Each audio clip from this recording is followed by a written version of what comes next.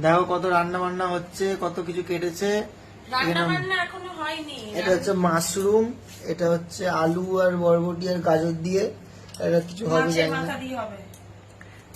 মাছের মাথা দিয়ে হবে। এই যে যা যা রান্না হবে তার সবজি কাটা চলছে এখন।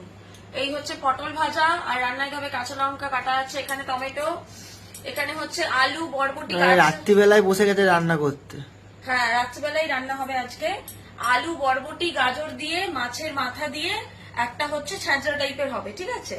আর এদিকে হবে মাশরুম। আমার বর আবদার করেছে আমার কাছে যে মাশরুম খাবে। মাশরুম কাটা হয়ে গেছে, একটু গরম তেলে ভাপাতে হবে। আর এদিকে আছে আলু কাটা। এই প্রথম আমার বউয়ের হাতে মাশরুম খাবো। এই প্রথম? এর আগে যে রেস্টুরেন্ট স্টাইল মাশরুম করে খাওয়ালাম। ও হ্যাঁ, খাইয়েছিল অনেকদিন আগে, ভুলে গেছি অ্যাকচুয়ালি।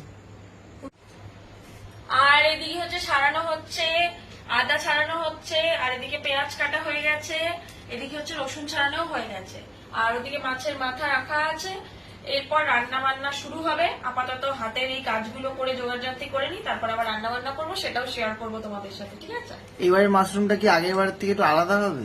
আগের বারে যে মাশরুম করেছিলাম হ্যাঁ, যাই হোক আমি ভুলে গেছিলাম। ও আগে একবার আমাকে মাশরুম করে খাইয়েছিল, অনেকদিন আগে, তো ভুলে গেছি অ্যাকচুয়ালি আমি।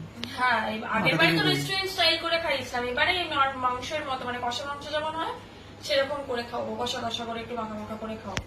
আগের বারে একটু রেস্টুরেন্ট স্টাইল হয়েছিল, এবারে ঘরোয়াই করবো মাংসের মতো। তাহলে চলো আবার যখন রান্না করবো তখন আবার দেখাবো, ঠিক আছে। তো রান্না প্রায় এখন শেষের দিকে। এই যে মাছের মাথা দিয়ে চচ্চড়িটা হচ্ছে, ঠিক আছে। সেলফি ক্যামেরা করে দেখাচ্ছি, জানি না কতটা দেখা যাচ্ছে।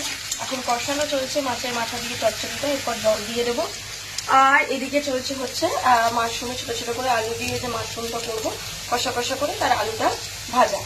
আর এদিকে ডাল ফোড়ন দেওয়া হয়ে গেছে, পটল ভাজাও হয়ে গেছে, মাছ ভাজাও হয়ে গেছে। তো ঝটপট তাড়াতাড়ি করে এগুলো রেডি করে নিই, তারপরে আবার দেখা হচ্ছে। পুরোটা এবার তৈরি করে তারপরে দেখাবো কি কি করলাম না করলাম, কেমন হলো, ঠিক আছে।